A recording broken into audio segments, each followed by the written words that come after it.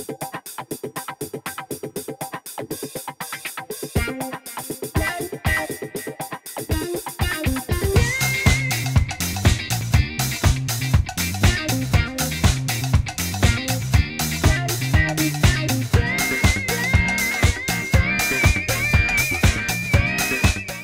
80-an ya, tahun 1980. Nulis pertama Indonesia yang bisa beli rumah dari Indonesia kan Hari Wijaya, Lupus Mbak Asma ya. Jadi gini, wartawan tuh saat kita nulis berita begini, kita nulis berita tuh salah satu poin saya ingat banget tuh, selalu saya pegang jadi wartawan adalah janganlah kebijakan kamu pada suatu kaum membuat kamu berlaku nggak adil. Artinya gini, kita mungkin nggak suka dengan orang itu atau lembaga itu, tapi kita nulis berita, kita harus jaga jarak.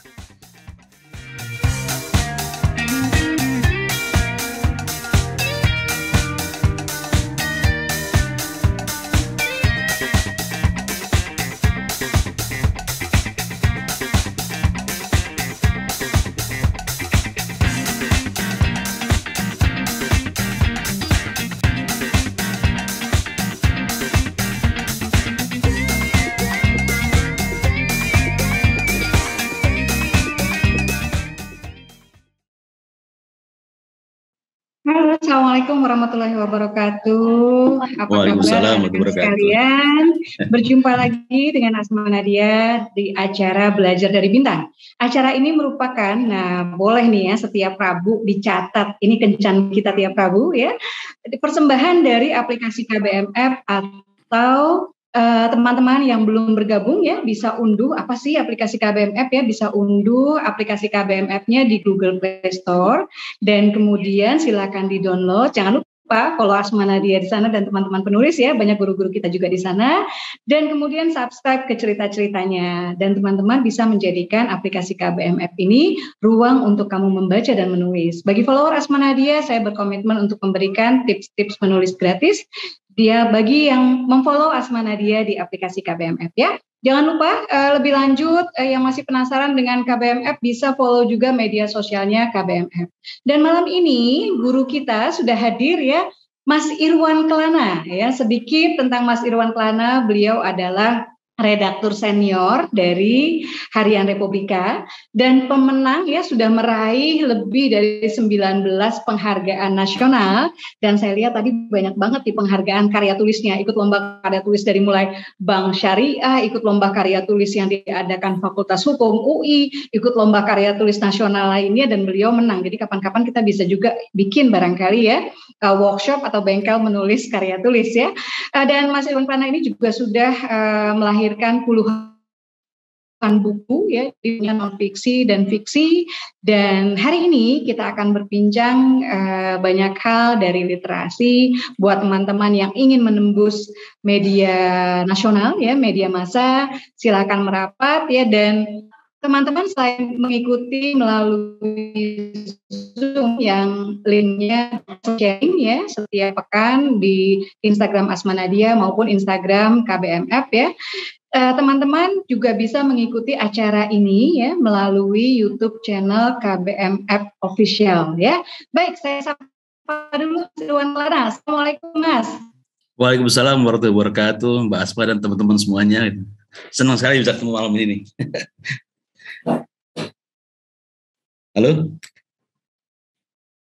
Halo, suara saya kedengaran, Mbak? Terdengar, Pak. Sepertinya ya? Bunda Asma koneksinya. Iya, mungkin kurang aneh ya. Oh, Bunda masih di mute.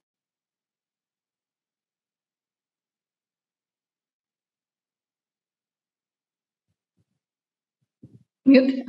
Ya. Ya ampun, dari tadi mute ya berarti ya. Oke, kita ulang lagi kalau gitu ya.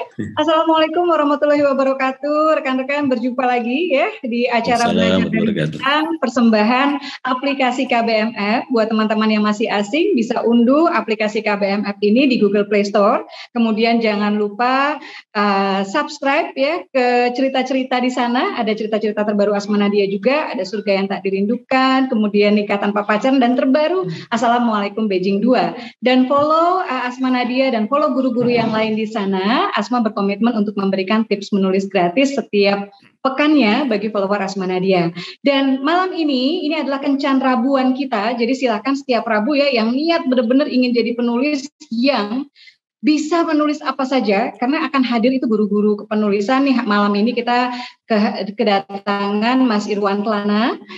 Beliau adalah redaktur senior koran harian Republika, peraih penghargaan lebih dari 19 penghargaan nasional, dan saya lihat di listnya banyak sekali karya tulis ya, Mas Irwan Kelana. Yang memenangkan dan dengan berbagai tema. Buat saya ini amazing ya, dan kapan-kapan mungkin kita bisa juga membuat semacam bengkel menulis karya tulis ya, kenapa beliau ini menang terus ya. Lalu juga beliau adalah penulis buku non-fiksi dan fiksi, dan sudah puluhan bukunya diterbitkan, dan juga pembicara atau instruktur penulisan dan berbagai bincang lainnya ya.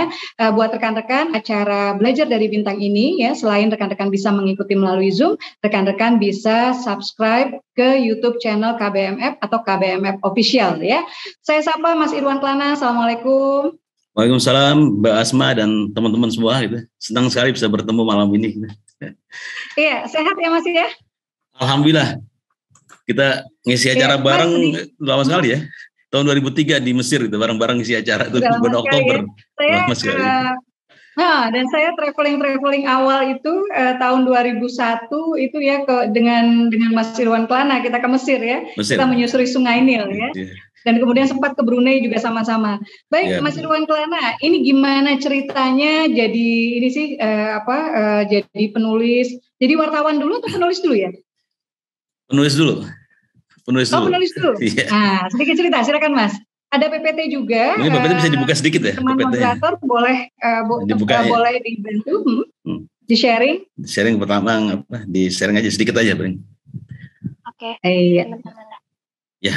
Ya, silakan Mas. Jadi Mbak Asma dan teman-teman sekalian, pertama saya sangat senang bisa diskusi ya dengan teman-teman yang luar biasa ini. Tadi ke Mas Bahrul juga luar biasa tuh.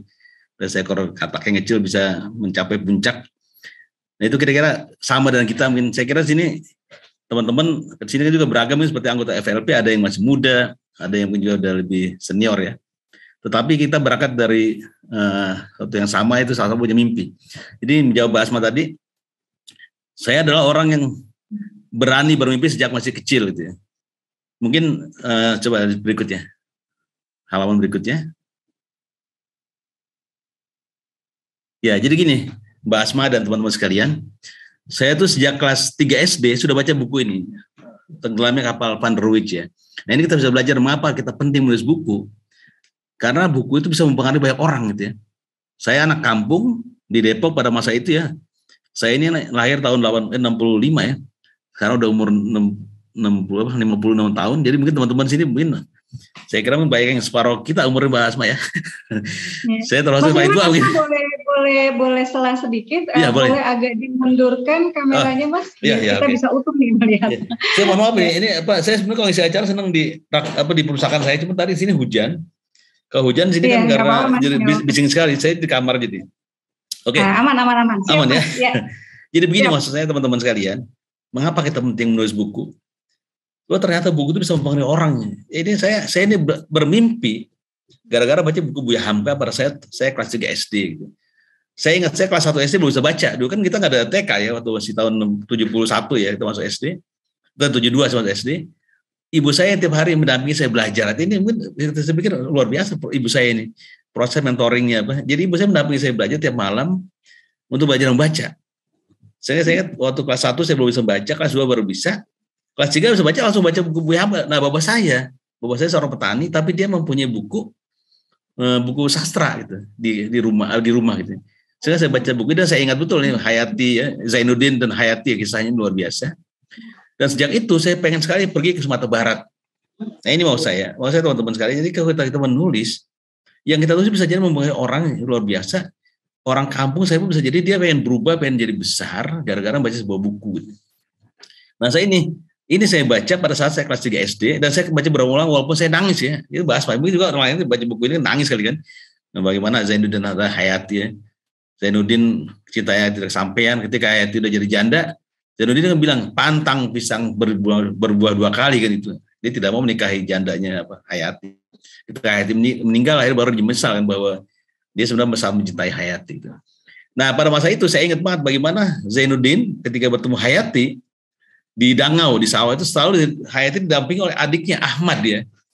Saya baru paham sekarang ketika ada ceramah-ceramah Islami bahwa ternyata kan itu berarti menghindari fitnah ya, seorang wanita tidak boleh bertemu berkhalwat berduaan dengan laki-laki gitu. Makanya dia selalu diantar oleh adiknya. Nah, teman-teman sekalian, yang saya sampaikan bahwa ini mendorong saya bermimpi pada saat saya masih di kampung, di Depok juga sih. Cuma kalau Depok zaman tahun 70 kan beda dengan sekarang ya. Saya pada masa itu naik mobil angkot aja masih mabuk saya kan gitu. Saya tuh berhenti mabuk naik mobil angkot tuh sekitar saya sekolah SMA di SMA 1 Depok. Karena tiba naik mobil akhirnya hilang mabuknya gitu ya. Nah, sejak itu saya baca terus, saya terus membaca. Bahkan pada tahun 70-an itu ada buku proyek Impres ya. Jadi buku-buku novel anak yang diterbitkan oleh pemerintah, di Permen Pedanka, dikirim ke sekolah-sekolah dan saya baca setiap hari.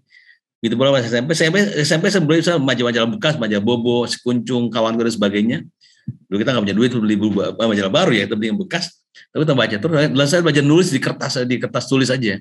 Tapi saya nggak ada yang ngajar, saya baca sendiri aja.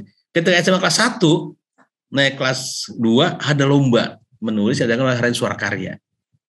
Harian suara karya 2 harian terbesar di Indonesia pada tahun 80-an bersama dengan Harian Kompas ya. Karena ini kan punya pemerintah, punya Golkar. Nah, kelas 2 saya ikut itu ada lomba itu, guru bahasa saya bilang, "Wan, ini ada lomba. Kamu ikut, Wan," katanya. Jadi saya dulu belajar waktu itu Mbak Asma waktu saya SMA tuh kelas 1, saya belajar tuh nulis di majalah Dinding. Saya belajar bikin bikin puisi kepada salah seorang teman, ada seorang teman yang cantik dan dia juara bikin puisi. Nah, saya belajar ke dia tuh. Ya namanya kita anak muda ya, remaja, udah ketemu orang cantik dia bisa nulis puisi lagi kan, wah senang kita belajar sama dia. Akhirnya saya ikut lomba, judulnya Sayembara menulis laporan perjalanan mengisi liburan. Nah, orang mungkin ada mendaki gunung, ada pergi saya ke pantai dan sebagainya. Saya nggak kemana-mana, saya cuma keliling kampus saja dari pagi sampai sore. Dan saya bikin judul tulisannya adalah Dusunku Taman Alamku, artinya bahwa saya memuji keindahan desa saya, walaupun saya juga situ mengkritik bahwa ada kesedihan karena sebagian wilayah desa saya sudah menjadi orang kota dan sebagainya. Dan itu jadi juara kedua. Itulah yang membuka pintu. Jadi karena kita gini ya, dalam hidup teman-teman sekalian, kita tuh nggak tahu kapan trigger itu datang. Saya itu juara kedua, saya nginep di hotel, dapat hadiah luar biasa. Jadi juara 1, 2, dan 3, dapat hadiah menginap di Hotel Indonesia. Pada masa itu, tahun 83, Hotel Indonesia hotel terbaik di Jakarta ya, di Indonesia, hotel bintang 5 ya. Sekarang sampai di Hotel Grand Hyatt, saya nginep 4 malam di situ. Dapat hadiah nginep di hotel bintang 5, dapat hadiah mesin tik, kalau sekarang hadiah laptop ya. Dapat hadiah uang, kita ajak keliling ke Jakarta, Taman Mini, termasuk juga toko buku Gramedia dan sebagainya. Nah, maksudnya gini teman-teman sekalian, artinya ketika itu langsung, ketika saya menang itu, terbuka peluang saya untuk menulis di Suara Karya. Karena saya ada pemenang lomba gitu. Kemudian pada saya dari Suara Karya saya melebar ke harian Berita Buana dan harian Berita Yuda. Jadi pada masa SMA saya sudah nulis di 3 media. Saya nulis artikel, nulis cerpen, nulis puisi. Apa aja saya tulis, ini bahas aja saya tulis apa aja saya nulis.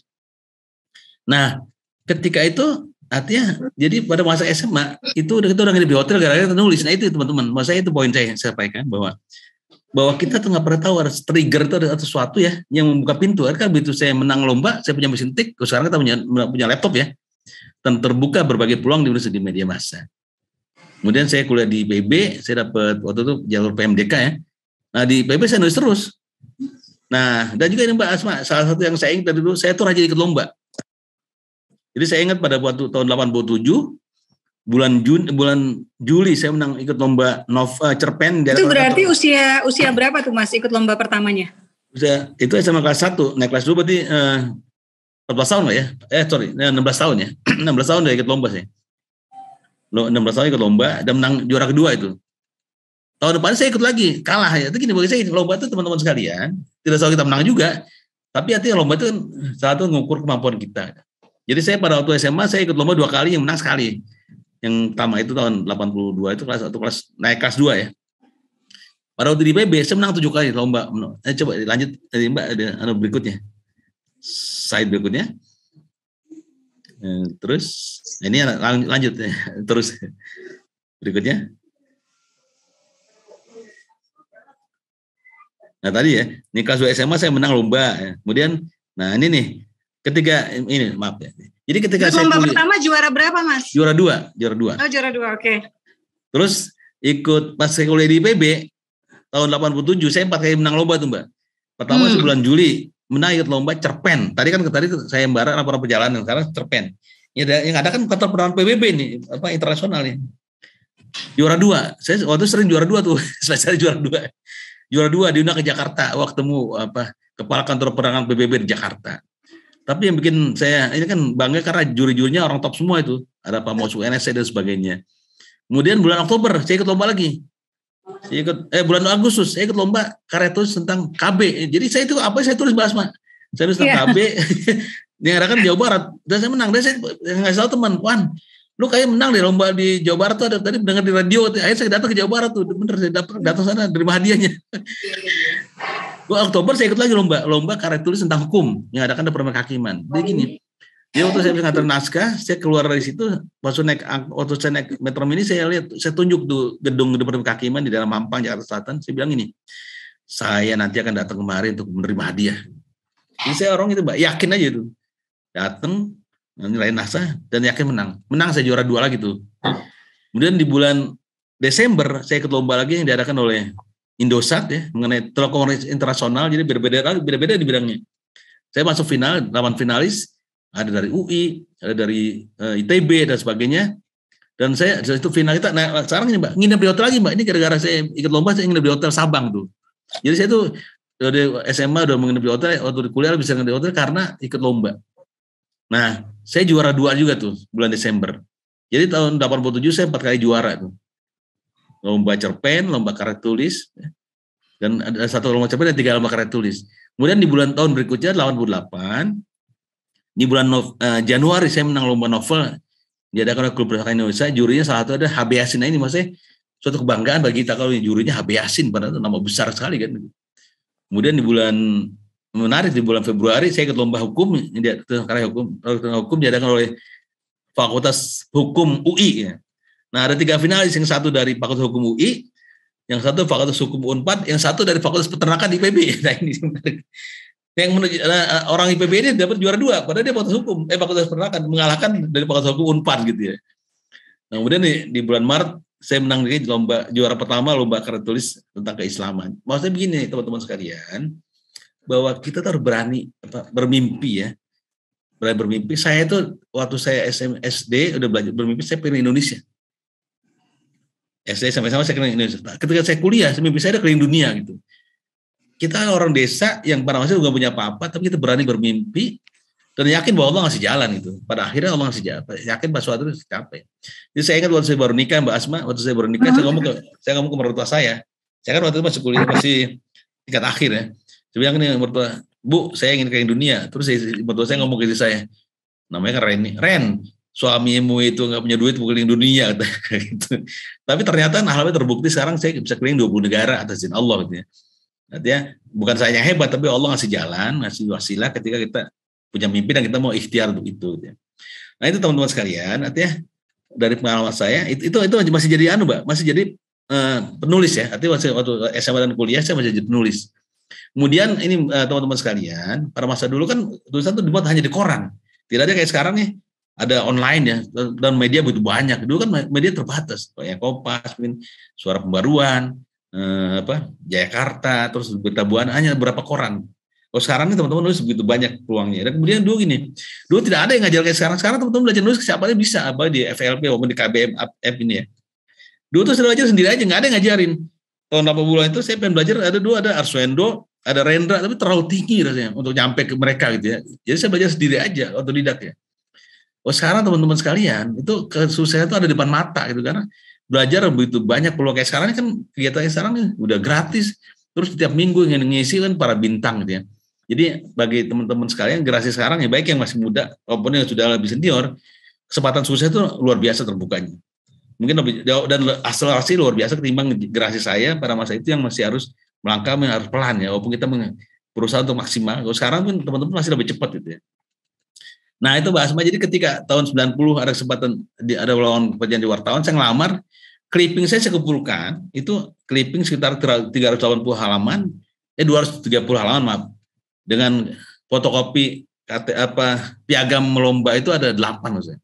Jadi saya itu ngelamar kerja, modal saya ada clipping artikel dan cerpen dan puisi ya, dan piagam sekitar 240 halaman. Sampai nggak dimuat di dalam amplop. Saya amplopnya taruh di bawah, lamarannya taruh di atas itu.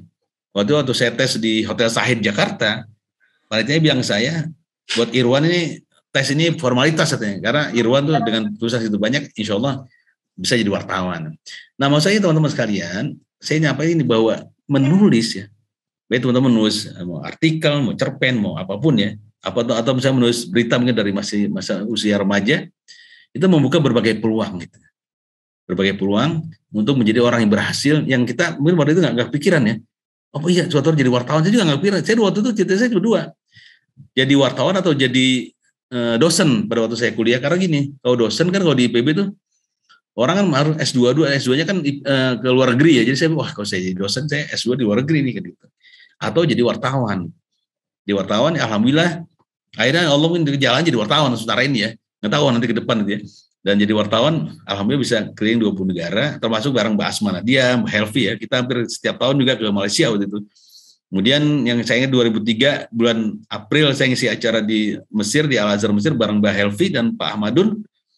Kemudian bulan Oktober saya diundang lagi ke Mesir bareng Pak Ahmadun dan Mbak Asma Nadia. Yang tadi Mbak Asma bilang kita minum teh kopi apa teh ya di pinggir Sungai Nil gitu ya itu. Nah, itu mau saya teman-teman sekalian, saya ingin mengatakan bahwa terutama buat generasi muda yang ada di sini ya, ambillah kesempatan sekecil apapun. Seperti Mas Baru bilang, kesempatan itu seperti awan berlalu gitu. Jadi kata-kata Mutiara kan, ambillah selagi lewat di hadapanmu. Nah, apa salah satu kesempatannya? Kayak sekarang kan kesempatan untuk belajar. Kemudian ketika ada kesempatan nulis lah. Saya ingin bahas pada waktu saya acara yang pertama di Mesir, bulan April 2003, saya belum punya buku. Pak Ahmadun, terus Mbak Helvi kan udah punya buku banyak tuh. Waduh, saya iri banget sih. Tapi saya berusaha. Kemudian setelah itu saya ikut bareng Mbak Asma kan. Ada buku antologi ya. Antologi kalau anak sejuta bintang apa saya lupa judulnya. Nah, saya terbitkan tuh bareng Mbak Asma, bareng Mbak Helvi. Suatu kebanggaan bagi saya tuh bisa terbit bareng para penulis yang hebat. Nah, kemudian pada waktu Oktober saya datang lagi, diundang lagi Mesir bareng Mbak Asma dan Pak Ahmadun, saya udah punya buku. Itu portofolio gitu ya. Jadi maksud saya buku itu sangat penting ya.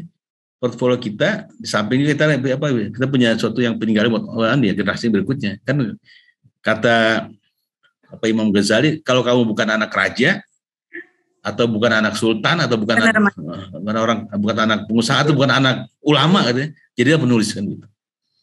Atau kata Ustadz Somad kan, menulis Anda supaya orang lain di generasi yang akan datang tahu bahwa Anda pernah hidup di masa itu. Jadi ketika orang nanti tahun 2100 baca buku terbit sekarang, oh ya ada Pak Irwan Ana di tahun 2010 nulis buku ini misalnya gitu ya. Jadi mau saya itu. Tapi mau saya paling utama adalah bahwa kita bisa menginspirasi orang. Menginspirasi banyak orang ya dengan jadi penulis ya.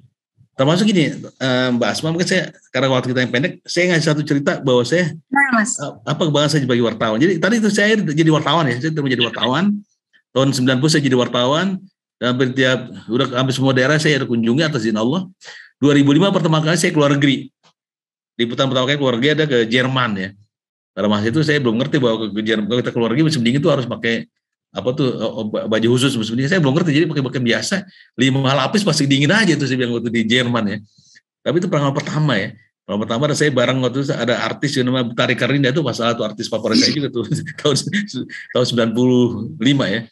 Jadi acara bareng Pak Habibie dan sebagainya. Itu pertama kali saya keluar negeri. Setelah itu hampir setiap tahun saya keluar negeri ya, itu tahun berikutnya saya ke Filipina. Kemudian tahun itu juga saya diundang haji oleh Arab Saudi.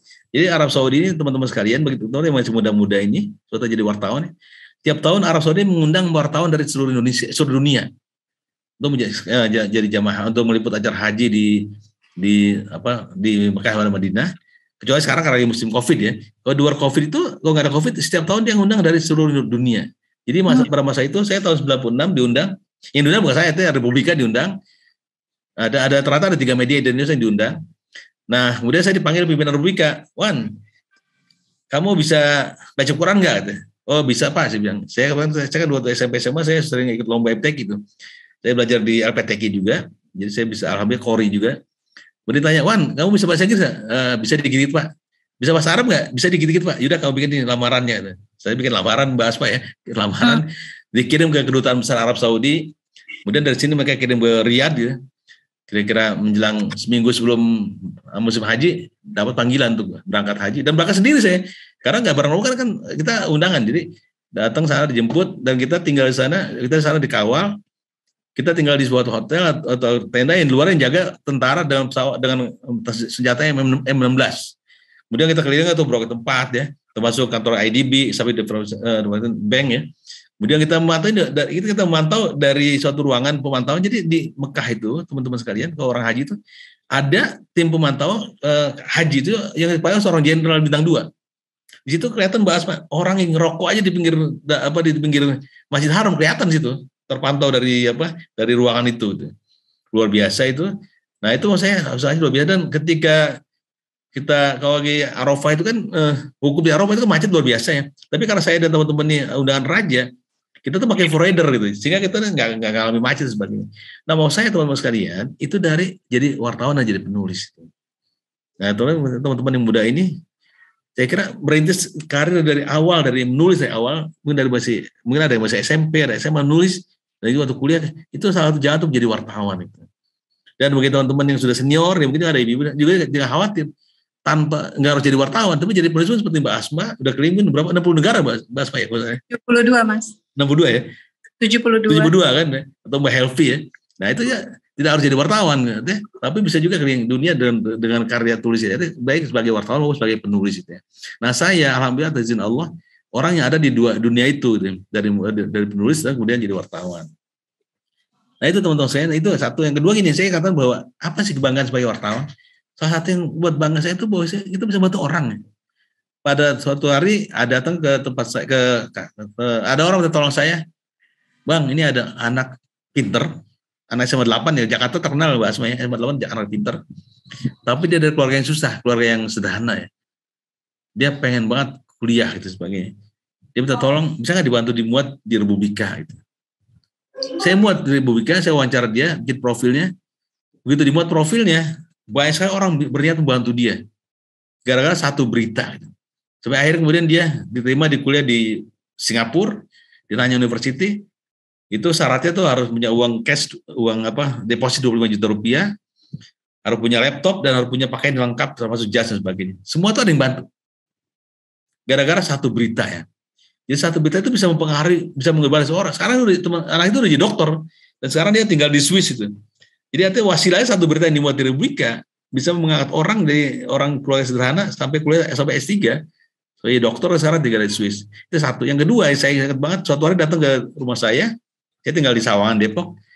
Pak Irwan, ini sekolah madrasah ini udah hampir roboh. Ini ada madrasah tertua di Depok ya, dibangun tahun 1930-an dari zaman Belanda. Bisakah dimuat di Republika gitu? Pada tahun 90-an tuh, saya masih jadi wartawan, belum jadi redaktur. Tahun 94 mungkin. Dan itu belum ada online kayak sekarang, itu hanya di koran ya. Nah, kemudian dimuat di koran Republika. Dimuat hari itu datang 3 orang ke sekolah itu untuk membantu. Satu dari Pertamina, satu dari PLN, satu dari bank ya. Ada 3 yang datang. Nah, sampai kepala sekolah bingung, Pak ini 3 orang yang datang dan mereka mau bangun sendiri, tidak mau join. Saya bilang siapa yang datang pertama? Yang datang pertama dari bank pemerintah. Ya udah, bank BBD mungkin. Ya udah dia aja. Akhirnya sekolah itu dibangun Mbak Asma dia pada tahun 94 senilai 25 juta rupiah dan semua biaya ditanggung oleh bank BBD maksudnya, bank pemerintah itu. Dan sampai sekarang sekolah itu masih bagus. Masya Allah. Jadi ini satu berita loh, maksudnya. Jadi saya tuh kebanggaan saya dan kebahagiaan saya itu. Itu. Tulisan yang menggerakkannya juga dapat pahala nih ya. Nah itu maksud saya. Jadi maksud saya teman-teman sekalian, terutama yang masih muda ya, bahwa jadi penulis tadi saya bilang karya kita mempengaruhi orang, membaca. Gitu. Kalau jadi wartawan, berita kita bisa mempengaruhi orang. Orang tuh bisa dapat berbagai hal, beasiswa, dapat bantuan untuk gedung sekolah itu gara-gara tulisan kita. Jadi maksud saya ini satu huruf, saya selalu begini, jangan kan di berita ya. Saya nulis satu huruf pun kita nulis di Facebook atau Instagram kan itu jadi jejak kita. Kalau niat kita baik, niat kita mempengaruhi niat kita menginspirasi orang, insya Allah jadi pahala. Sebaliknya kalau tulisan itu jelek yang nggak benar ya itu jadi dosa gitu kan. Ya maksud saya bagi saya itu tidak ada yang bermain-main. Bagi saya mau menulis di Facebook, di sosmed, mau di berita, di media online atau media cetak ya, media mainstream, semuanya ada sesuatu yang ada jejaknya, dan itu malaikat dicatat. Jadi kita harus selalu baik gitu. Nah, kemudian kita berangkat menulis, menjadi penulis adalah untuk menginspirasi orang gitu. Seperti Mbak Asma kan, teman Mbak sudah luar biasa pengaruh orang. Nah, saya pun belajar. Nanti gini teman-teman sekalian, saya tuh banyak belajar dari Mbak Asma dan Mbak Helvi ya. Dari semangat yang luar biasa, dan sekarang tokoh muslim berpengaruh di dunia luar biasa ini kan. Dari Indonesia hanya berapa orang, dan sudah bertahun-tahun tiap tahun Mbak Asma dan Mbak Helvi jadi tokoh berpengaruh dan 500 tokoh muslim berpengaruh. Saya tuh Mbak Asma Nadia pada masa saya kuliah di PB, saya tuh nulis cerpen ke majalah, waktu itu terkenal banget majalah Anita Cemerlang ya, nggak pernah dimuat. Karena saya dari masih saya SMA dan kuliah, kalau nulis cerpen itu pakai cerpen Islami, ada Assalamualaikum, sholat aja. Karena kalau dulu kan majalah Anita nggak dimuat. Ya. Ketika saya terbit majalah Anida ya Mbak Helvi, saya udah jadi wartawan itu. Jadi pada masa kuliah saya nggak pernah cerpen saya dimuat di Anita ya, majalah Anita Cemerlang ya. Karena cerpen saya dari dulu cuma Islami, tapi belum ada wadahnya. Wadah itu muncul majalah Anida ketika saya udah jadi wartawan, sehingga saya nggak sempat nulis di Anida gitu. Nah, maksud saya teman-teman sekalian, sekarang luar biasa ya. Kesempatan teman-teman luar biasa, terutama teman-teman yang muda nih yang luar biasa, dan kesempatan maksud saya sukses itu ada di depan mata gitu ya. Kesuksesan itu ada depan jendela kamar kita tuh sekarang ya. Kalau saya dulu mungkin Mbak Asma ya, kita ngetok pintu tuh mungkin ngetok ini lebih rajin. Saya bahasa saya gini dulu. Kalau kita ngetok pintu berkali-kali pasti pintu akan terbuka. Itu yang saya ingat banget. Jadi itu saya kata waktu saya baca dan saya yakin. Jadi saya waktu saya SMA saya menang lomba sekali. Waktu saya jadi mahasiswa IPB saya menang lomba 7 kali. Lalu setelah jadi wartawan, saya sampai sekarang menang udah mungkin sekitar 11 kali ya. Tapi kan Mbak Asma tidak selalu menang. Saya pun sampai sekarang kemarin 2 bulan lalu saya ikut lomba juga nggak menang ya. Tidak selalu menang ya kita lomba. Tapi gini maksud saya lomba itu mengukur kemampuan kita. Mengukur kemampuan termasuk dari Mbak. Apa sih rasanya kalau ikut lomba? Saya ingat pada waktu saya lomba yang lomba novel tahun 88 maaf. Saya ingat jurinya HB Yasin. HB Yasin ini salah satu ada dia punya Al-Qur'an bacaan mulia ya. Nah itu kita kalau novel kita kalau lomba ya bahasa ini kunci barangkali ya. Kita pasti siapa komposisi jurinya gitu. Jurinya HB Yasin nih salah satunya kan. HB Yasin punya Al-Qur'an tafsir namanya Al-Qur'an bacaan mulia kan begitu. Wah, ini saya masukkan dalam cerita gitu ya. Kemudian itu bahwa banyak sastrawan juga yang nulis buku Isaman, termasuk HB Yasin dan nulis bacaan mulia gitu. Ya alhamdulillah menang bahwa itu salah satu kuncinya ya. Tapi tetap pada kan butuh cerita ya. Cuma artinya bahwa bagaimana kita mencari setelahnya ya gitu. Jadi kita lomba juga harus melihat ya gitu. Kemudian tiap tahun ya alhamdulillah saya tiap tahun menang lomba karya tulis tentang bank syariah gitu. Tahun ini saya menang ikut juga lomba Mbak Asma, tapi nggak menang ya. Jadi ini maksudnya lomba itu kita bisa menang bisa kalah kan lomba kan. Tetapi kan kita walaupun kita nggak menang kan karya kita insya Allah tetap bermanfaat bagi masyarakat. Kemudian kita tetap bersemangat. Jadi kalau saya menang lomba 19 kali, mungkin saya ikut lomba bisa berkali-kali, bukan hanya 19 kali gitu ya. Jadi buat teman-teman juga jangan menyerah kalau saya lomba kok nggak menang gitu. Jadi lomba itu salah satu kurang, tapi jangan menyerah. Jadi teruslah bermimpi. Jangan pernah nyerah dan teruslah bergerak. Artinya kalau cuma mimpi doang nggak bisa. Artinya kalau kita mimpi, saya pengen nih sukses pengen jadi penulis ya terbergerak tadi tanya Mas Baru tadi kan. Bagaimana orang saya lagi nulis saya bosan boring bagaimana cara ada kunci? Saya selalu ingat omongan Mbak Asma. Kalau lagi nulis cerpen atau novel kita boring, kita buntu, berhenti dulu, kirim tulisan itu ke teman baca, belum tentu yang usul teman kita ambil, tapi kita kirim tulisan ke teman-teman, mungkin terbukalah ide kita yang tadi buntu jadi terbuka lagi. Jadi saya kira saya banyak mengambil inspirasi dari Mbak Asma dan Mbak Helvi dalam berkarya, dan teman-teman beruntung karena setiap minggu kan dan ditemani oleh Mbak Asma dan Mbak Helvi ya, saya kira luar biasa. Jadi itu Mbak Asma kira-kira itu yang jadi tanya tadi.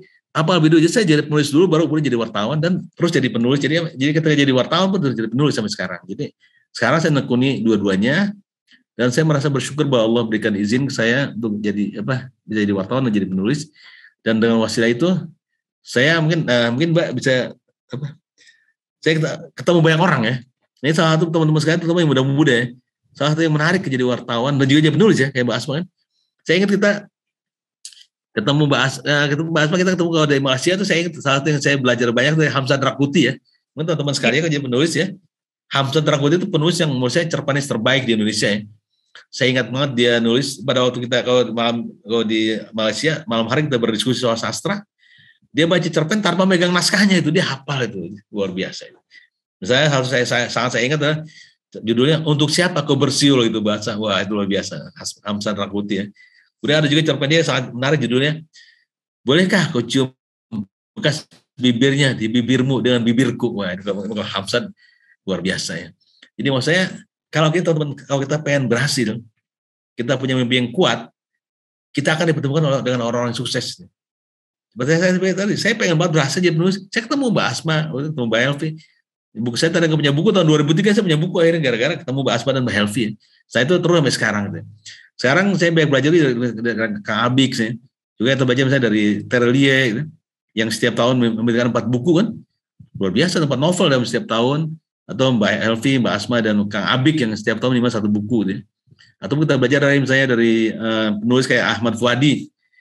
Bagi teman-teman mungkin yang sekolah di madrasah, mungkin dari kita masih madrasah, misalnya madrasah ibtidaiyah atau setingkat SD ya, kita udah sering dengar kata manjada wajada kan. Siapa orang sungguh-sungguh pasti berhasil. Tetapi kan waktu itu mungkin yang tahu hanya orang madrasah, tapi ketika novel Ahmad Fuadi terbit, dia orang Gontor ya, lulusan Gontor. Manjada wajah jadi begitu melegenda Mbak Asma. Orang-orang non muslim pun jadi hafal manjada wajada. Itu harus bawa buku ya. Oh ternyata orang kok niat sungguh pasti berhasil, dan itu digambarkan dengan sangat baik bahwa benda yang golok yang tumpul bisa memotong kayu kau terus menerus ya. Bayangin, apalagi golok yang tajam. Artinya apa? Kalau kita serius terus pasti bisa berhasil. Itu mungkin pengantar ya. Masih sedikit lagi, masih ada waktu ya, Mbak? Siap, silakan Mas. Tapi lanjut. Mungkin nanti kita tanya jawab ya Mas. Iya itu aja. Nah ini Mbak, mungkin jadi mungkin karena waktu yang pendek begini, ini contoh saya. Jadi saya tuh tiap tahun, saya tuh lomba apa saya ikutin Mbak. Ada lomba nulis pengalaman seorang ayah.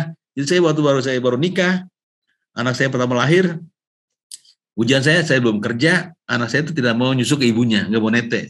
Saya harus beli susu ya. Itu bagi saya suatu ujian luar biasa. Karena harus beli susu botol ya pada itu, dan kita belum kerja kan itu.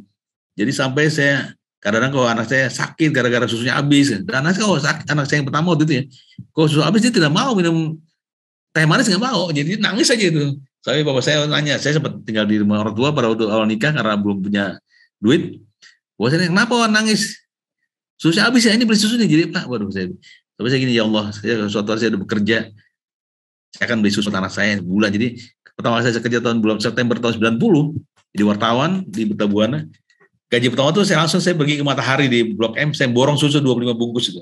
Karena waktu kan susu kan satu bungkusnya 100 gram ya. Jadi saya bilang ini mimpi saya bahwa saya kalau udah kerja saya beli susu buat anak saya supaya anak saya nggak kurang susu lagi ya. Saya beli susu langsung 25 bungkus untuk 1 bulan ya. Karena waktu itu udah tanggal berapa ya? 1 bulan. Nah saya ikut lomba bermacam-macam, lomba karya tulis, lomba artikel sebagainya. Dan tadi teman-teman sekalian, artinya kita nih harus terus berani bermimpi dan terus bergerak ya. Artinya saya lomba apa saya ikut, termasuk lomba karya tulis, ada kalau semen Padang, saya juara pertama, kemudian saya nginep tuh diundang ke Padang gitu. Terus juga lomba-lomba yang lain. Pokoknya berbagai lomba saya ikutin, termasuk lomba yang tadi diadakan oleh Bank Syariah ya, tiap tahun Bank BNI Syariah, asuransi prudensial dan sebagainya. Jadi teman-teman sekalian, teman yang mudah-mudahan ini harus saya ambil kesempatan ya. Lomba mungkin tidak harus tulisan tadi di wartawan ya, lomba cerpen, lomba puisi dan sebagainya. Saya lihat dunia puisi dunia yang paling ramai ya, ada penerbitan buku, ada lomba dan sebagainya itu. Yang penting kita terus berkarya dan jangan pernah menyerah ya. Kalah menang itu soal biasa itu. Kalau orang itu lomba menang terus, kapan rasain kalahnya kan itu ya. Jadi saya ingat terus berkarya, terus bergerak. Sama termasuk yang terakhir nih, yang ini. Saya kaget juga, ternyata berita-berita yang saya muat di Republika online ya, oleh IPB dihitung teman-teman sekalian, ada 300 berita lebih, dan saya dapat penghargaan sebagai alumni paling inspiratif dari IPB. Ini dapat penghargaan dari Rektor IPB nih Pak Profesor Arif Satria. Jadi kadang gitu teman-teman saya bekerjalah, terus saya berbuat sesuatu, orang lain, mungkin kita nggak pernah itu, orang lain melihat. Orang lain ternyata ada yang perhatikan apa yang kita kerjakan gitu ya. Sampai dapat penghargaan dari Rektor sebagai alumni yang tulisannya paling menginspirasi orang lain, karena saya nulis ada sekitar 300 berita mungkin dalam setahun ya. Padahal saya nggak pernah ngitung, saya nggak pernah tahu, kan itu diundang aja diberi penghargaan. Itu teman-teman sekalian terus berbuat. terus berbuat, berkarya gitu ya. Tidak perlu kita lihat orang malah kita, terus berkarya aja. Ya seperti itu tadi. Jadi saya ingat Pak omongannya pada waktu saya masih kuliah di PB, novelis E.D.D. Iskandar ya. Kalau paling top kan tahun 80 itu E.D.D. Iskandar di Bandung tuh. Itu jenis novel yang Gita Cita dari SMA yang difilmkan oleh Rano Karno dan Desi Gusman. Kemudian Puspa Indah Tamahati, ada satu novel saya ingat banget, ada satu pengantar di depannya begini kata dia. Cara terbaik untuk menunjukkan kemampuan adalah dengan karya. Walaupun karya itu dibilang jelek oleh orang lain. Ya begini, saya ingat ketika Kang Abik menerbitkan novel Ayat Cinta, ada teman-teman Al-Azhar bilang, saya bisa bikin yang 3 kali lebih hebat dari Kang Abik, dari Ayat Cinta. Tapi kan yang mengerjakan itu Kang Abik, yang lain tidak cuma ngomong, itu dia nulis ya. Jadi artinya yang berdapat poin itu yang bekerja itu, yang nulis itu. Kita bisa ngomong, saya bicara ini, tapi kalau nggak nulis ya nggak jadi. Tapi Kang Abik menulis novel judul Ayat Cinta, ada itu novel yang luar biasa. Novel itu kebetulan waktu itu dimuat dari buka koran ya, supaya kita bersambung, dan saya waktu itu redakturnya. Jadi saya yang tiap hari mengawal novel beliau, kemudian terbitkan. Sekarang udah terjual 1 juta eksemplar ya. Karena teman-teman sekalian 1 juta eksemplar dikali harga novel Rp50.000. Rp50.000 dapat beliau dapat royalti premium ya, karena beliau penulis yang sangat hebat. 12%. Jadi 12% kali Rp50.000 kan Rp6.000. Kali 1 juta eksemplar berarti 6 miliar. Itu buat bangun pesantren basmalah di Semarang ya. Jadi dari satu novel bisa bangun pesantren. Belum novel-novel yang lain. Belum difilmkan dan sebagainya. Atau contoh kayak Mbak Helvi kan dan Mbak Asma, kayak film Haya kan. Haya pertama kan kemarin bisa menyumbang 2,7 miliar ke Palestina ya. Jadi kita dari karya tulis ini, baik tadi cerpen, novel, puisi, juga bisa berita sebagai wartawan, kita bisa membantu banyak orang itu. Itu yang poinnya yang saya bahwa saya merasa bersyukur bahwa saya Allah izinkan bekerja sebagai seorang jurnalis juga penulis, bahwa kita bisa membantu banyak orang dengan pekerjaan kita itu. Nah, bagi teman-teman yang muda dari sekarang misalnya masih SMA atau kuliah aktif menulis. Suatu hari pun bisa jadi wartawan ataupun terjadi penulis, karena sekarang talenta digital kan banyak sekali Mbak Asma ya. Orang bisa jadi, tidak harus semua jadi wartawan. Bisa jadi apalagi kayak di aplikasi KBMF, nah, itu kan bisa jadi penulis dan sekaligus bisa jadi penerbitnya. Nah itu sekarang luar biasa. Jadi artinya tapi penting berkarya itu. Karena apa? Ada berbagai kesempatan, tapi kalau nggak ada karyanya juga percuma kan itu. Nah berkarya dan jangan pernah bosan. Saya kira kita bisa belajar dari Mbak Asma dan Mbak Helvi yang berkarya luar biasa. Mbak Asma udah 60 buku ya, 60 buku kan 58. 65 Mas. 65 kan, nah itu kan. Lebih tua dari umurnya, lebih dari umur dari 50 tapi kurang ya. Berapa? 9. Nah, karya itu sampai 2 kali gitu. Saya tuh masih malu, saya tuh baru 30-an buku saya malu, umur saya udah 56 nih. Tapi mudah-mudahan saya mengambil semangat dari Mbak Asma dan Mbak Helvi ya yang terus berkarya. Nah, mudah-mudahan saya pun bisa diproduktif. Saya tuh gitu, saya tuh bilang gini Mbak, teman-teman sekalian, juga Mbak Asma. Saya tuh malu gue bilang wartawan saya sibuk, Mbak, kan nulis baru sedikit sibuk, enggak, malu. Kalau kita bilang sibuk tuh malu. Orang yang sibuk tuh selalu punya waktu untuk mengerjakan sesuatu. Sebaliknya orang yang tidak sibuk dia selalu tidak punya waktu untuk mengerjakan sesuatu gitu. Jadi artinya sekarang dengan sekarang aplikasi dan sebagainya orang bisa berkarya luar biasa. Saya terus terang belum masuk ke aplikasi nih Mbak Asma. Saya masih nulis yang konvensional ya. Saya mudah-mudahan setelah ini bisa masuk di aplikasi sehingga bisa lebih produktif. Kami menunggu tulisan-tulisan Mas Irwan Kelana di aplikasi KBMF ya. Insyaallah. Untuk follow nih kalau nanti Mas Irwan Kelana buka akun ya, dan kemudian kita bisa baca tulisan-tulisan beliau, dan barangkali juga tulis ilmiahnya Mas gitu. Kayaknya banyak yang penasaran kan gitu, dan tadi ada juga pertanyaan gimana sih caranya, kriteria apa sih gitu kalau untuk karya tulis gitu yang kira-kira biar kita bisa menang gitu. Ya gini Mbak Asma, saya tuh ngisi juga pelatihan nulis artikel online sudah 5 batch ya. Satu batch itu biasanya 7 sesi ya. Jadi emang kalau nulis artikelnya mungkin lebih serius kan. Tapi gini, intinya ada kuncinya gitu. Tapi saya bilang tadi, gini, menurut saya gini, tulisan tuh apa sih kita yang sampaikan melalui sebuah tulisan ya. Kalau kita ikut lomba ataupun tulisan apapun, bahkan jangan lomba, cerpen sekalipun, apa sih yang kita sampaikan pada orang supaya orang tuh kita baca itu dapat pencerahan gitu, dapat sesuatu. Nah itu saya bilang. Jadi ada kunci-kunci teman-teman sekalian. Mungkin insya Allah pada sesi yang lain kita bisa bicara soal misalnya artikel sebagainya. Tapi intinya gini teman-teman sekalian, menulis apapun ya. Ada suatu orang di sini, ada seorang ulama, ustadz muda teman kita. Dia tuh bilang ke saya, dia mengkritik Kang Abik. apa KHB ini novel gitu. Novel kan bagi dia bukunya buku-buku ilmiah ya, buku-buku non fiksi. Dia apa KHB ini novel? Kalau novel kan cerita rekaan, cerita fiksi gitu. Kan bagi sebagian orang pun dianggap itu tidak baik gitu, karena ini bohongin orang gitu. Tapi ya gini, suatu hari dia lebih novel, sampai saya kaget loh. Ini teman udah lama acara bareng saya gitu. Suatu acara diskusi buku ya, dia kalau Gramedia, dia mengkritik Kang Abik nulis novel. Suatu hari kok dia novel juga gitu, sampai saya bilang adanya saya si Ahmad, abangmu ngapain? Abangmu nulis novel? Akhirnya gini, ternyata gini Mbak Asma, karena tidak bisa segala sesuatu disampaikan secara buku non fiksi. Banyak cerita yang disampaikan dengan cara fiksi, dengan cara rekaan, dia itu lebih bergema, lebih membekas gitu ya.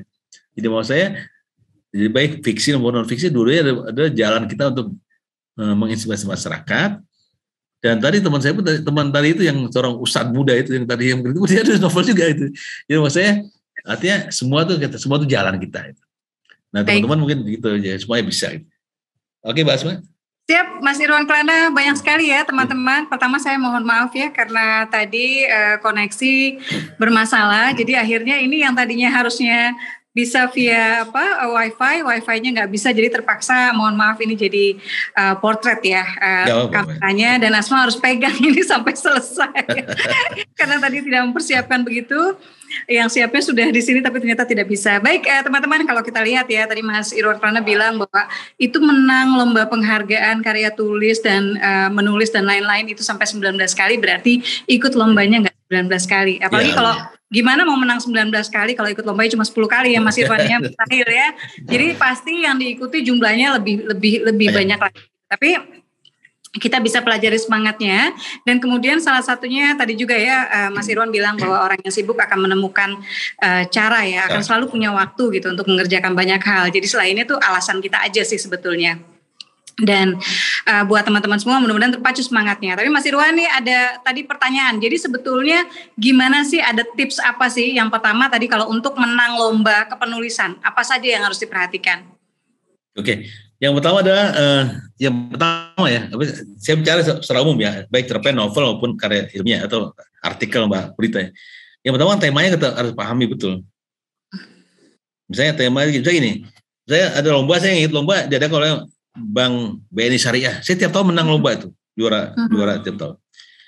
Kalau kita lomba diadakan oleh Bank Syariah, contoh ya tadi Bank BNI Syariah. Orang tuh ada dia mencari masukan dari penulis, bukan nyari pujian gitu. Jadi salah kalau itu lomba, kita lomba nih karena dia suatu bank ya. Sekarang Bank BSI atau Bank Mandiri contoh ya, atau misalnya Indosat atau Telkomsel. Kita muji-muji itu salah menurut saya. Dia nggak nyari pujian, dia tuh nyari masukan dari penulis itu. Jadi kan ada orang ikut lomba kan dia muji-muji, wah kalau muji nilainya gede, enggak. Karena saya pun sering jadi juri lomba penulis, dan termasuk saya jadi juri juga lomba diadakan seperti Survei Indonesia. Kami juri waktu saya, terus redaktur senior dari Kompas dan beberapa orang lain, kami sepakat yang memuji surveyor nggak jadi pemenang gitu. Karena pemenang itu yang orang yang memberikan masukan buat orang yang ada di lomba gitu. Itu contoh pertama ya. Jadi teman-teman sekalian, jadi kalau lomba masukan yang berharga buat lembaga itu misalnya gitu. Itu satu. Yang kedua juga menginspirasi banyak orang. Jadi saya juri tadi ada HB Yasin. Saya tadi masuk, saya HB Yasin kan ada tafsir bacaan mulia, tapi bukan mau itu, tapi bahwa saya katakan bahwa sastrawan pun baik menulis buku agama. Contohnya HB Yasin menerbitkan bacaan Al-Quran bacaan mulia. Bukan lagi menyebut HB Yasin, bukan. Bahwa ini baik sastrawan juga yang berdakwah pada masa itu tahun 80-an waktu ya.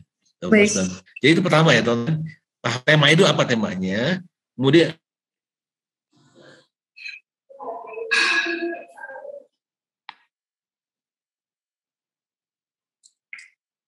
iya, ini saya agak terputuskah dengan Mas Irwan Kelana? Iya, sepertinya koneksi Mas Irwannya yang terputus ya? Bun.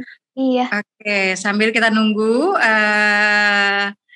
tadi ada beberapa pertanyaan ya, saya coba bantu. Dari pemateri sebelumnya juga pernah mengatakan bahwa kalau teman-teman ikut lomba, jangan ikut lomba H-1. Jadi sudah harus dipersiapkan jauh-jauh hari sebelumnya, bahkan berbulan-bulan sebelumnya gitu. Jadi buat teman-teman yang ingin ikut lomba, tadi dari Mas Irwan Plana, kuasai tema ya, kemudian cari sesuatu, masukan, input yang akan berharga. Karena tadi yang dicari sebetulnya oleh penyelenggara bukan pujian, tapi mencari input ya dari penulis.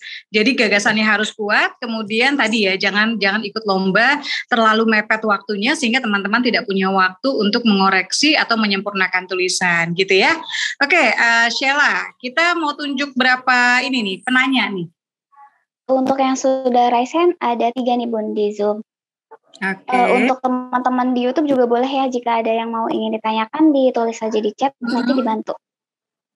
Oke, Mas Irwan sudah. Ya, udah nyambung lagi ya. Sudah nyambung. Oke. Jadi satu lagi Mbak, saya tambahkan sebelum ini ya. Jadi tadi satu kuasa tema, kemudian kalau ini lomba tebun artikel narasumbernya. Jadi saya cari betul narasumber yang paling kuat. Saya ikut lomba dari Bank BNI Syariah. Siapa narasumber yang paling kuat? Pakar ekonomi syariah kayak di Warman Karim gitu ya, atau Dr. Oni Sahroni. Jadi saya wawancara khusus dengan mereka itu. Sehingga ketika orang baca berita ini, termasuk ke BNI Syariah yang ada di lomba, dia dapat manfaat. Karena yang ngomongin dia adalah pakar-pakar gitu. Nah itu mau saya. Jadi kita jangan ecek-ecek gitu. Lomba itu jangan ecek-ecek. Kita cari bahan sekuat mungkin. Tadi Mbak Asma bilang jangan di hari terakhir baru gitu.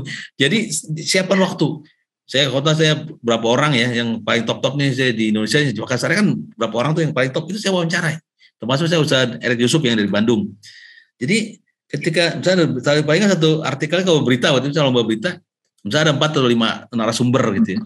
Nah di antara 5 narasumber itu salah satu baru direksi Bank BNI Syariahnya. Jadi jangan juga bayangkan dia ngomong. Ini kan dia kan dari lomba tuh nyari masukan dari penulis atau wartawan. Kalau dia ngomongin itu berarti mau berita biasa ya. Justru dari berbagai narasumber yang sangat kuat. Jadi apa, teman-teman sekalian, kalau itu lomba yang sifatnya yang non fiksi ya, non fiksi misalnya kayak mau berita atau artikel, carilah narasumber atau kalau di artikel referensi yang sangat kuat, sehingga itu betul-betul menguatkan karya kita gitu. Dan orang dapat manfaat banyak dari membaca itu, baik pembaca maupun dari pihak penyelenggara lomba gitu. Itu 2 diantaranya Mbak itu ya, 2 diantaranya. Oke, baik. Mas Irwan, ini di Zoom kita coba ambil 2, kita gabungin langsung ya. Jadi mungkin Sheila bisa langsung 2 penanya. Kemudian kita cari Rima hadirkah untuk melihat apakah ada pertanyaan dari YouTube KBMF Official? Ya, nanti dibantu sama Sheila saja Bun. Oke, silakan. Sheila dulu nih, 2 pertanyaan, masing-masing satu pertanyaan aja ya buat teman-teman yang mengikuti di Zoom. Silakan, siapa nih? Untuk yang sudah siap ya, sudah on cam, silakan Kak Yusran Yauma. Nah, silakan Kak Yusran. Masih di mute Mas. Ya. Assalamualaikum warahmatullahi wabarakatuh. Waalaikumsalam. Ustaz Yusran, wah Masya Allah. Ini Ustaz, saya mau nanya, dengan perjalanan panjang itu kan seperti apa mengelola semangat itu kan, biasanya yang baru itu kan kadang naik turun, jadi dengan perjalanan panjang Irwan itu seperti apa mengelola kesibukan hari-hari ini? Baik. Ya, terima kasih Pak Yusran. Jadi tadi bagaimana waktu ya mengelola semangat ya, juga mengelola waktu ya dengan kesibukan bisa tetap ikut nulis, kerja juga, kemudian ikut lomba juga dan menang juga ya. Oke, terima kasih Pak Yusran. Berikutnya Sheila. Untuk berikutnya ada dari Kak Rahmi. Silakan Kak. Silakan Rahmi.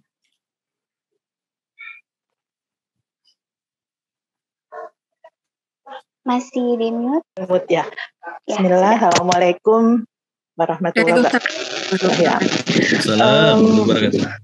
Bang Irwan, ini saya ingin tahu, kan dari penulis terus jadi wartawan terus jadi penulis lagi. Nah, nantinya ingin dikenang sebagai penulis apa sebagai wartawan? Dan kapan mulai berpijak atau mulai titik baliknya tuh pengen jadi wartawan aja misalnya? Kan awalnya kan penulis, terus tiba-tiba jadi wartawan itu apa triggernya? Ya. Baik, ya silakan Mas Irwan Plana. Terima kasih, Asma. Kasih aja. Yang pertama dari Kang Yusran tadi. Yusran Yauma ya, ini dari BMH Jawa Tengah ini. Ada webinar menulis, ya beliau selalu hadir, luar biasa. Ini contoh orang yang selalu bersemangat. Jadi gini, Kang Yusran, jadi gini menurut saya, pengalaman saya pribadi ya. Cuma gini, kita tuh punya mimpi kok saya gitu. Saya ingat pada waktu tahun 96 Mbak Asma ya, saya tuh pengen banget pergi haji. Sebagai orang kampung ya, pengen pergi haji di kita. So saya ketemu Ustadz, ada seorang Ustadz, doain saya dong, saya pengen pergi haji. Terus dia bilang gini, Wan, kalau pengen pergi haji harus punya mimpi yang, harus punya kemauan yang kuat, harus doa yang kuat gitu. Ya udah saya doa tiap hari tuh. Doa tiap hari. Akhirnya terus saya bilang saya dipanggil pimpinan Republika untuk mendaftar haji undangan dari kerajaan Saudi. Itu contoh satu ya. Yang kedua, saya pengen banget ke Mesir. Pengen banget saya ke Mesir. Betul, saya diundang jadi gini, suatu hari gini, ini Kang Yusran, jadi gini, kalau kita niat sukses, kita pengen sukses, kita kan diundang oleh orang yang sukses. Ya. Jadi Mbak Asma dan Mbak Helvi ya, kita kan sering ikut lomba, tiap tahun ikut acara sastra Melayu di Malaysia tuh, di Brunei, di Thailand dan sebagainya. Temulah kita dengan Mbak Fatin Hamama kan, Mbak Fatin itu sastrawati kita yang lulusan Azhar. Dia punya suami ya, suaminya kan suami doktor. Nah, suatu hari suaminya jadi atas pendidikan dan kebudayaan di Mesir, Atikbud di Mesir ya. Dr. Nur Samar Kamba itu. Dia itu orang lulusan Azhar juga doktor. Nah, itu kita diundang saya, Mbak Helvi dan Pak Ahmadun di bulan April 2003 ngisi acara pelajaran sastra, jurnalistik dan sastra jurnalistik ya. Dan kemudian di bulan Oktober ya kan kita diundang lagi saya, Mbak Asma dan Pak Ahmadun. Maksud saya begini, artinya Allah ngasih jalan pada kita kadang nggak pernah tahu wasilahnya gitu ya. Tetapi sekecil apapun kita jaga itu. Tapi zaman sekarang di zaman sekarang digital ya, kita orang nggak harus ketemu langsung, kita dalam WA ada sudah bisa hubungan baik dan siapapun kita jaga. Karena kita nggak pernah tahu wasilah yang mana gitu.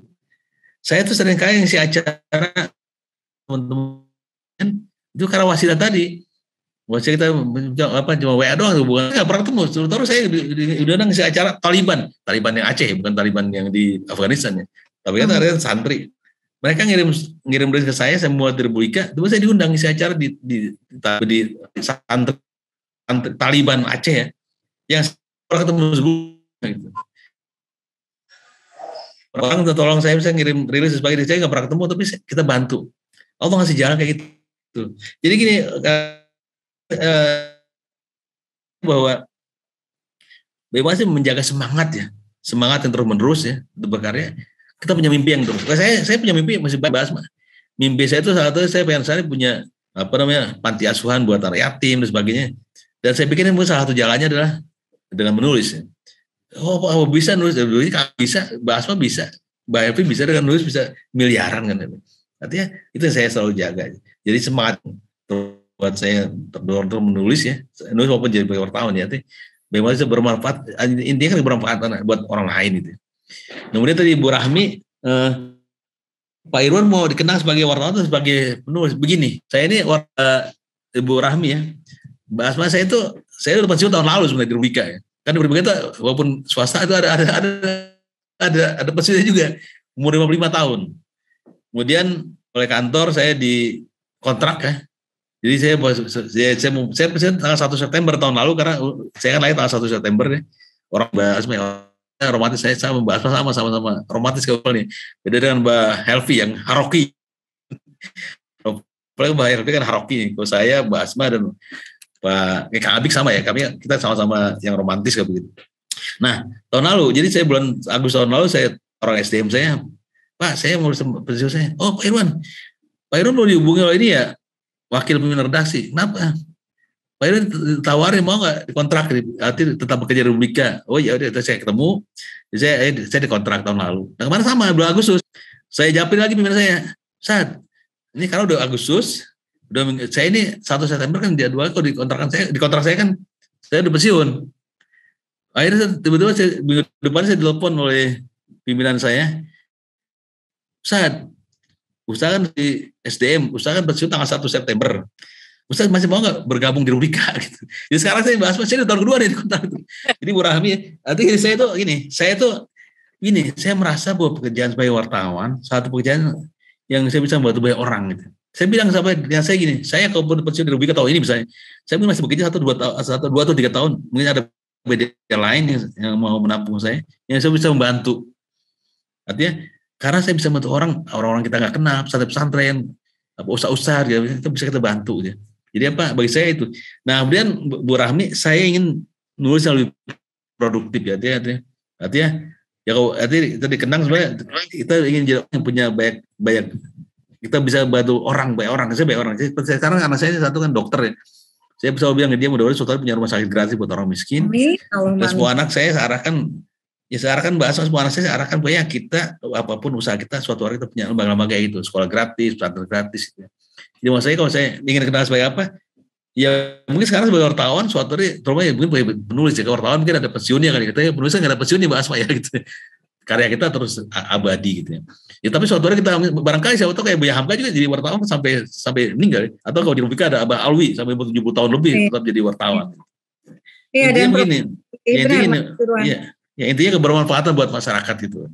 Itu poinnya itu. Gak masalah ya dikenal sebagai apa, yang penting kita tetap bermanfaat buat masyarakat. Profesi penulis itu profesi yang selalu bisa digandeng ya, atau dinikahkan profesi lain. Jadi mau jadi guru yang penulis hayo, mau jadi suster yang penulis hayo, mau jadi dokter yang penulis hayo, mau jadi wartawan yang penulis hayo ya. Oke, Mas Irwan, kita nih lanjut coba ya untuk memberikan ruang nih buat teman-teman yang di YouTube ya biar kedengeran juga ya. Ada pertanyaan mungkin atau bagaimana? Ada satu nih Bun. Silakan.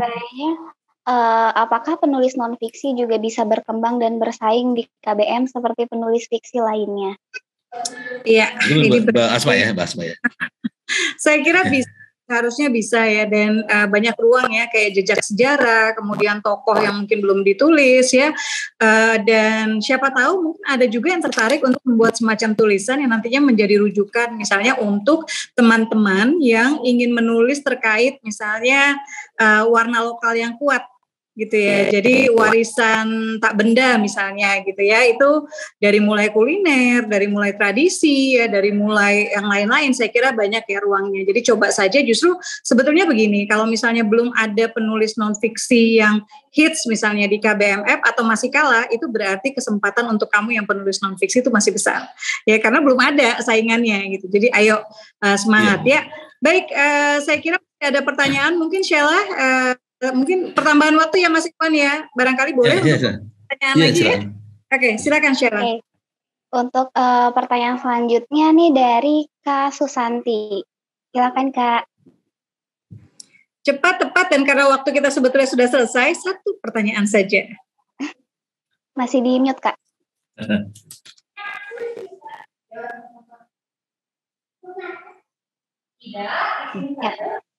Assalamualaikum warahmatullahi wabarakatuh, Kak Asma. Waalaikumsalam. Saya dari Binjai, kebetulan kan diundang itu untuk ikut Zoom ini. Saya ingin bertanya, karena saya kan belum pernah nih gabung di KBM, dan ini mau memulai, belum juga ada tulisan yang belum, masih belajar.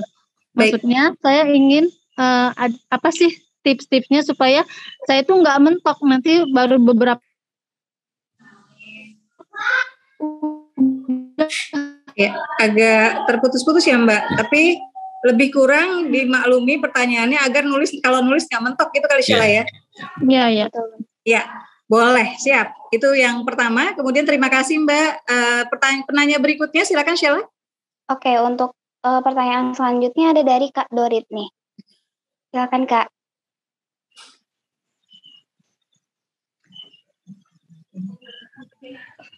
Masih di mute ya, sudah. Terima kasih kesempatannya. Gini Pak Irwan Kelana, mungkin tidak berkaitan dengan kepenulisan yang sesuai branding KBM APP. Saya tertariknya karena Bapak concern di wartawan. Jadi apakah ini pengalaman Bapak ya, maksudnya yang Bapak alami gitu kan. karena beberapa teman-teman saya waktu di pers kampus itu yang sekarang udah memang pekerjaannya wartawan itu cenderung menulisnya itu, maaf tanda kutip, seperti menurutkan dengan selera pemerintah gitu maksudnya. Apakah idealisme yang dulu masa di kampus tuh sering didengung-dengungkan itu berita itu harus berimbang dan objektif, itu apakah sebenarnya udah mulai bergeser atau gimana gitu yang terjadi gitu Pak? Ya, silakan saya langsung Mas Irwan untuk menjawab. Tadi yang apa? Ya mungkin nanti yang pertanyaan Bu Susanti, Mbak Asma juga saya bisa bantu juga. Bagaimana sih kalau supaya nggak mentok gitu kira-kira gitu ya. Sebenarnya gini teman-teman sekalian, salah satu yang saya ingat begini, kita bisa bahas barangkali ingat tahun 80-an ya, tahun 1980 nulis pertama Indonesia yang bisa beli rumah dari nulis itu kan Hari Wijaya, Lupus Mbak Asma ya. Jadi waktu novel Lupus itu luar biasa sukses tahun 80-an sampai pengarangnya itu Mas Hilman. Kalau sekarang teman-teman suka nonton apa tuh sinetron ya jam 7 malam itu banyak kan dia tuh penulis skenario-nya. Nah, dia saking berhasilnya sampai bisa beli rumah. Karena pada tahun 80 orang nggak percaya orang nulis buku bisa beli rumah dan sebagainya. Sekarang kan jangan rumah nyumbang 2,7 miliar bisa ke Palestina kan. Dulu kan nggak begitu. Nah, tapi saya ingat banget, saya sampai sekarang dan saya sampaikan pada orang lain bahwa dia dimarahi oleh Arswendo sebagai pemberat majalah Hai karena dia dianggap kurang rajin baca. Jadi menurut saya salah poin paling utama adalah membaca. Kok Mbak Helvi kan sering bilang membaca,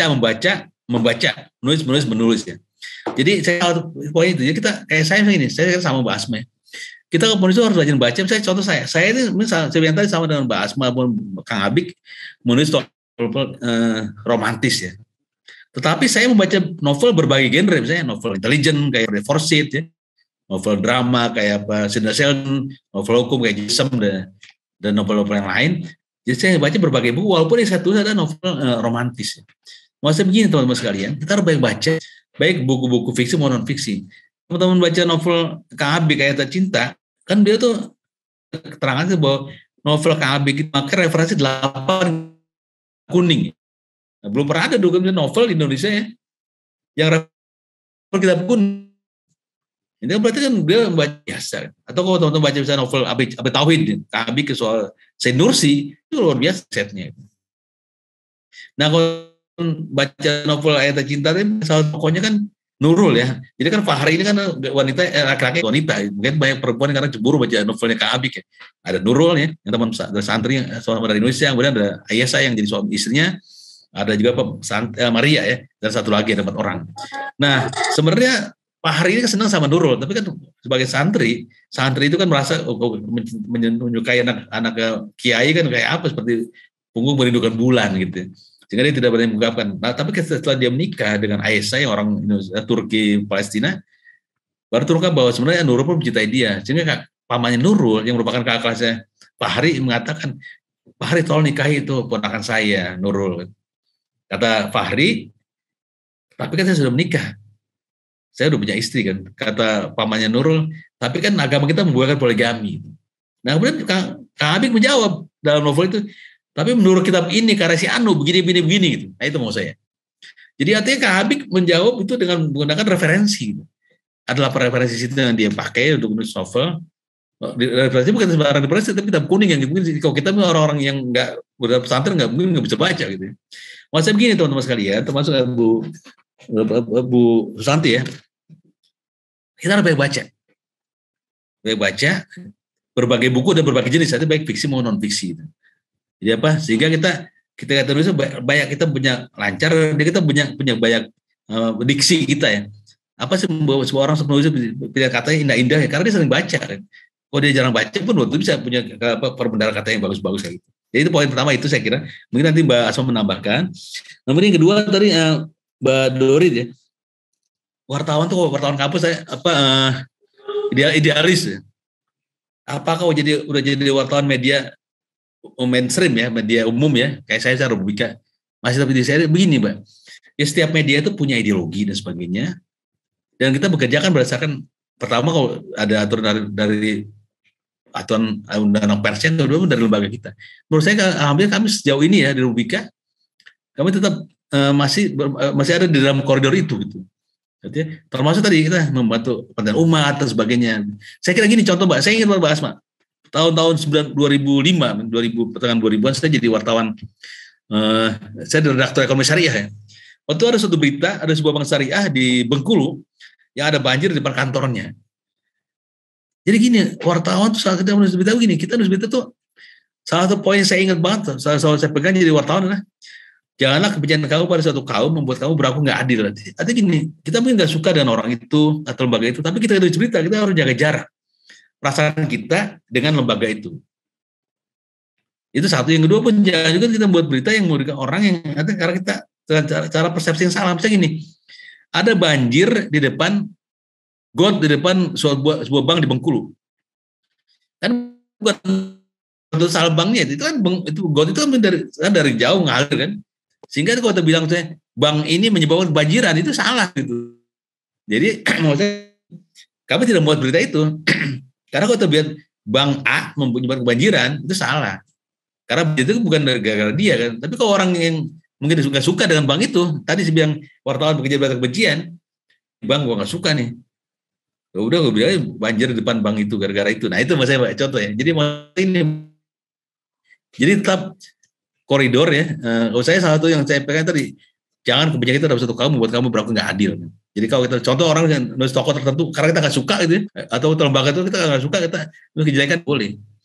Karena atau apapun saya bilang sepuluh kita tuliskan kita perlu jawabkan gitu. Dia tetap pertama tetap pribadi orangnya dan lembaganya pun ya. Itu. Jadi kami di Rubika, ya mohon maaf karena saya Rubika dan juga tidak berhak mengomentari lembaga lain ya. Kami di Rubika berusaha untuk menjaga itu jangan sampai kita merugikan orang lain dengan yang salah. Gitu ya. Karena itu prinsip kerja itu sangat diperhatikan. Itu Mbak ya. Baik, terima kasih Puan Klana, terima kasih juga untuk teman-teman yang sudah bertanya. Saya mohon maaf tidak bisa menampung seluruh pertanyaan ya karena waktu, padahal kita juga udah perpanjangan waktu ini ya. Tapi mungkin terakhir Mas Irwan sebelum kita nutup ya acara hari ini, tadi saya kira buat teman-teman banyak semangat yang bisa diambil ya, termasuk kita copy paste semangatnya Mas Irwan Klana, bagaimana sebuah tulisan itu ada pertanggungjawabannya, bahkan bukan hanya tulisan yang dibukukan, bukan hanya tulisan yang dimuat di media massa, termasuk tulisan yang kita buat di media sosial kita gitu ya. Jadi saya kira semakin banyak penulis-penulis yang bertanggung jawab akan semakin cerdas gitu Indonesia kita. Nah tapi sebelum ditutup nih Mas, nanti kita juga ada acara foto bareng, jadi teman-teman silakan bisa buka kameranya ya untuk kita foto bersama nanti dengan Mas Irwan Klana. Sedikit saja Mas, tulisan seperti apa yang biasanya tidak dimuat oleh media seperti koran? Berita atau tulisan cerpen atau artikel? Cerpen boleh artikel. Nah, apa biasanya tidak dimuat gitu. Bahkan misalnya sesederhana surat pembaca gitu ya. Apa biasanya yang tidak dimuat nih? Kenapa tidak dimuat? Kalau biasanya gini, kalau artikel ya pasti tadi bisa tidak meragukan nih kayak meragukan sumbernya dan sebagainya kan gitu. Kalau saya surat baca mungkin ini kebencian ini kalau tidak bahaya gitu. Nah, dia yang bukan fakta. Kalau artikel pun fakta.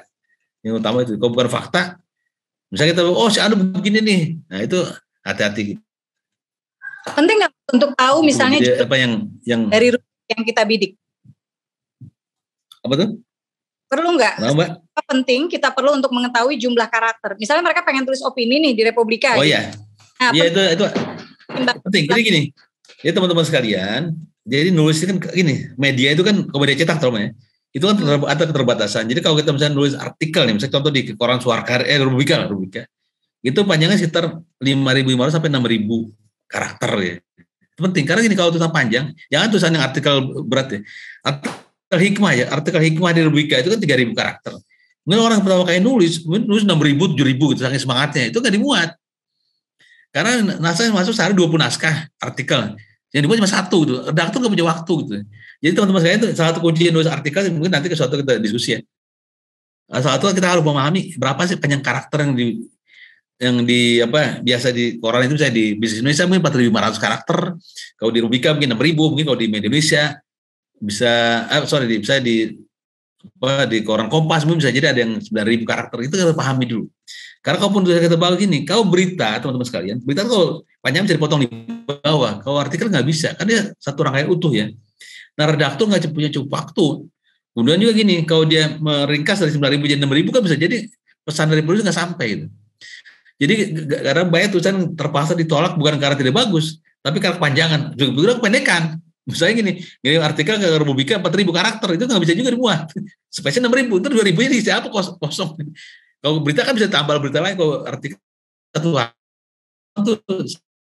2 naskah ya. Jadi salah satu teman-teman sekalian mungkin di suatu kita bicara lagi, salah satu perhatian adalah panjang naskah. Mungkin tadi saya bilang di Kompas, atau teman-teman mungkin di Kompas, di koran saya di Kompas, atau di Media Indonesia, atau di Suara Baruan, Suara Baru ada sekarang misalnya Republika dan sebagainya, ataupun di koran daerah kayak misalnya di grupnya kayak Jawa Pos dan sebagainya. Perhatikan pertama panjang naskah. Seringkali naskah ditolak gara-gara kepanjangan, atau juga karena kependekan, tidak bagus ya. Tapi karena tidak melebihi spesialitas dia, dan redakturnya saya bilang naskah masuk 20 naskah sehari, sementara yang dibuat cuma 1. Redaktur kan nggak punya waktu untuk baca. Itu teman-teman, itu bahas ya kira-kira. Bunda masih di mute. Unmute. Ya, ini saya dari tadi unmute ya, lebih karena ini kebetulan lagi acara keluarga gitu. Permainan bona dengan kue dapur. Mohon maaf ya. Baik teman-teman sekalian, saya kira banyak hal yang bisa kita pelajari, banyak hal yang bisa kita buat catatan ya. Paparan Mas Irwan Klana, kemudian juga dari prinsip beliau dan juga dari pengalamannya. Dan tadi teman-teman ya, yang jelas pastinya kalau ingin menembus media cetak ya, tulisan-tulisan apalagi untuk koran ya, tadi Mas Irwan bilang perhatikan panjang naskah ya, jangan kepanjangan, jangan juga kependekan. Kemudian yang kedua jangan berupa ujaran kebencian ya, biasanya nggak akan dimuat ya Mas. Kemudian ya salah satunya adalah kalau misalnya faktanya atau rujukannya atau referensinya tidak kuat atau meragukan. Gitu. Jadi hal ini bisa menjadi pertimbangan antara lain ya bagi teman-teman yang ingin menembus ya. Saya ingat Mbak Pipit Senja dulu pernah bilang latihan menulis ya, salah satu latihan menulis yang beliau lakukan adalah mengirimkan sebanyak-banyaknya surat pembaca. Karena dia bilang kan surat pembaca itu mudah gitu ya. Dan saya kira ini kalau ada yang guru ya Mas Irwan ya, kita bisa ngajak nih teman-teman mungkin ngajar ya, pendidik ya, barangkali bisa juga mengadakan lomba bagi siswanya yang bagi siswa-siswinya gitu ya untuk menulis surat pembaca dan nanti yang dimuat dapat hadiah gitu ya dari ya. Kira ini sebagai salah satu latihan menulis yang menarik juga. Baik, terima kasih buat teman-teman sudah mengikuti acara belajar dari Bintang malam ini. Insya Allah ya sampai bertemu di editan berikutnya. Ini subhanallah media belajar yang difasilitasi oleh KBMF ya. Jadi mudah-mudahan bisa teman-teman manfaatkan betul ya bahwa kita bisa belajar dari berbagai guru di sini. Nantinya akan ada lagi bengkel cerpen, bengkel novel ya dari berbagai penulis kan. Untuk jangan lupa juga subscribe di YouTube channel KBMF Official ya, dan kemudian follow juga ya KBMF di media sosialnya, dan tadi bisa follow juga Mas Irwan Klana 1 ya di Instagram, dan juga cek ya di Twitter apa Mas? Irwan Klana juga ya? Twitter, Instagram sama FB, Facebook. Twitter belum sempat. Baik, silakan follow ya dari Facebook dan Instagram gitu. Nah, tulis Mas Irwan Klana kita tunggu, barangkali bisa juga Mas dibuat jam 20 misalnya atau 19 tulisan atau karya tulis yang menang gitu ya di perlombaan untuk menjadi referensi di teman-teman semua ya. Baik, saya mengucapkan terima kasih untuk Mas Irwan Klana sudah berkenan menjadi guru malam ini. Senang bisa ketemu teman-teman nih. Dan terima kasih buat teman-teman yang mengikuti sampai akhir ya. Dan juga untuk teman-teman yang saat ini mengikuti di YouTube ya, saya undur diri. Saya akan serahkan kepada Sheila ya. Dan berikutnya biasanya kita akan foto bareng sebelum kita selesai. Mudah-mudahan bisa jadi kenang-kenangan yang berarti ini loh gitu ya. Kegiatan belajar mengajar ya, literasi di tengah pandemi ya. Tetap itu poin itu. Ya, terima kasih Irwan, saya Asma Nadia, mohon maaf. undur diri dulu. Billahi taufik wal hidayah. Assalamualaikum warahmatullahi wabarakatuh. Waalaikumsalam warahmatullahi wabarakatuh. Oke nih teman-teman, silakan nyalakan videonya ya. Kemudian kita foto bersama terlebih dahulu dengan pose salam literasi. Oke, semuanya siap-siap ya. Kita hitung untuk slide pertama. 1, 2, 3. Oke, tahan dulu untuk slide berikutnya. Iya, Pak, tahan dulu. 1, 2, 3. Oke, untuk slide terakhir. Tahan dulu semuanya. 1, 2, 3. Oke, sudah. Terima kasih Bunda, terima kasih Mas Irwan. Sama Mbak Sela, sama Mbak Asma ya, dan teman-teman semua. Semoga bermanfaat diskusi kita malam ini. Amin ya rabbal alamin. Amin. Semoga teman-teman makin semangat nulis lagi ya setelah dapat materi yang luar biasa banget pada malam hari ini. Jangan lupa juga ya teman-teman pasang alarm di setiap hari Rabu pukul 18.30 waktu Indonesia Barat di Zoom bersama KBM. Untuk teman-teman supaya nggak ketinggalan informasinya boleh di follow ya akun KBM @KBMF untuk Instagram dan TikToknya. Buat teman-teman yang belum nonton BDB minggu-minggu sebelumnya nih, bisa banget ya nonton lagi di aplikasi KBM. Jadi yang belum download silakan download terlebih dahulu di bagian menu KBM Academy. Jangan lupa juga follow akun Bunda Asma Nadia. Kita tutup acara pada malam hari ini dengan bacaan Hamdalah, Alhamdulillahirrahmanirrahim. Sampai ketemu lagi di pekan depan. Selamat malam, selamat istirahat. Wassalamualaikum warahmatullahi wabarakatuh. Waalaikumsalam warahmatullahi wabarakatuh. Langsung izin live ya. Ya boleh Mas. Oke Mas Syara, makasih ya. Makasih teman-teman semua ini, luar biasa. Ya terima kasih juga Mas Irwan. Selamat istirahat. Waalaikumsalam. Ya. Masih. Assalamualaikum.